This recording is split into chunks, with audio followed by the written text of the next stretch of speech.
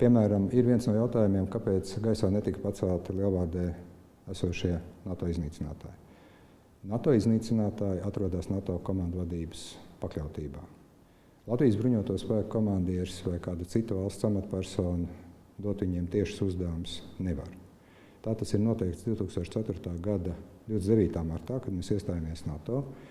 Arī tur ir savi rīcības modeļi, algoritmi.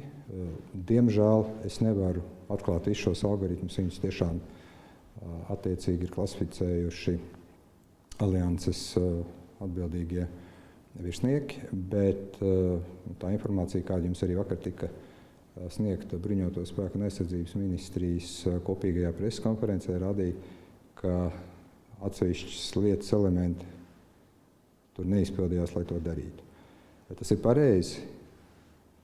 Nē, bet mēs arī redzam, ka līdzīgi rīkojās, piemēram, Polija, Rumānija paceļ savus nacionālos iznīcinātājus. Tā ir tā atšķirība, jo viņiem ir iznīcinātāji, Polijai ir. Kā mēs to varam mainīt?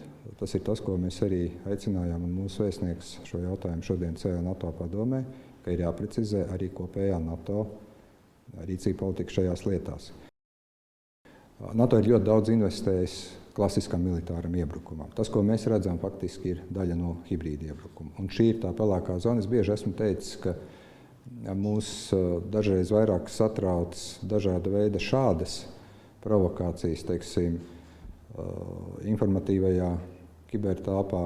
Arī iespējamība, ka kāds var testēt vai ielaist dronu vai kaut kādu citu varbūt lietu, par kuru mēs šobrīd pat nevaram iedomāties, bet rīt kaut kas var notikt, un ka šo spēju stiprināšana ir būtiska.